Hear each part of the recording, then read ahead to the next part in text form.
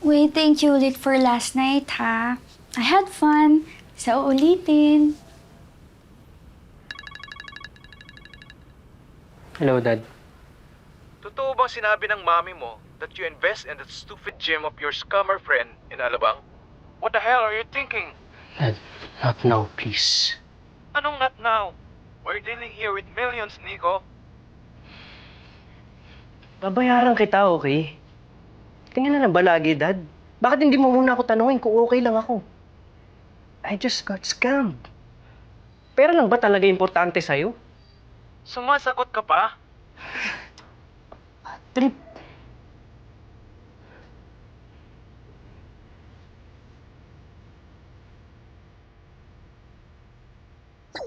Thanks, too. I love your company. Anong ginagawa mo ngayon? Pamper time sa bathtub namin. You know, kasi may pink bath bomb dito galing Korea eh. Excited to use it.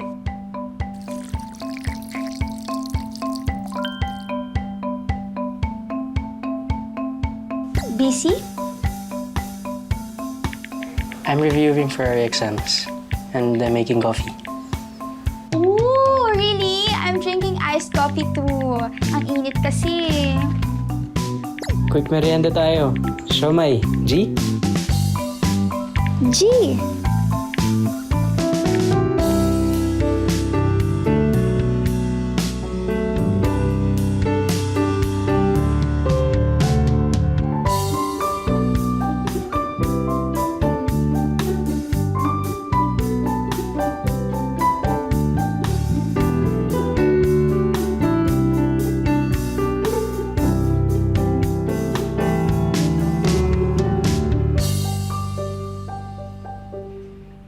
Miss Gabayoyo, may utang ka pa sa akin.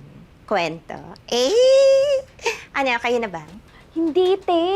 Di ba? Pero, alam mo, gusto niya nga makipagkita sa akin ulit eh. Oh, Ang problema, wala akong matinong susuotin.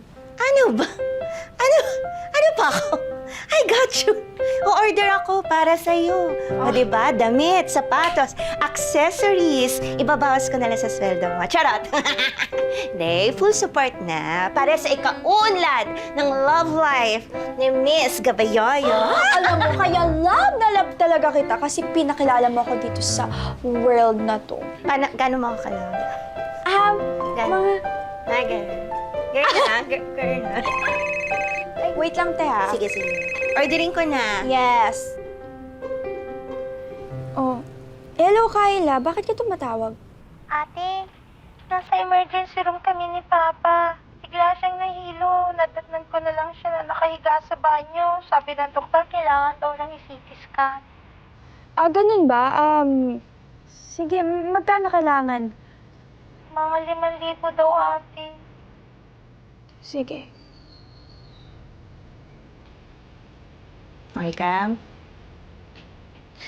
Wala, sa bahay lang. Uy.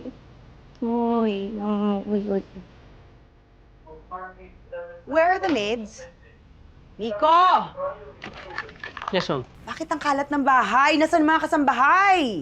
Pinag-day off ko muna sila, ma. Si Ate Rosa, susundin niyo asawa niya sa airport galing Saudi. Si Ate Mia naman, pupuntahan niya yung anak niya sa ospital. Nagka-dengue.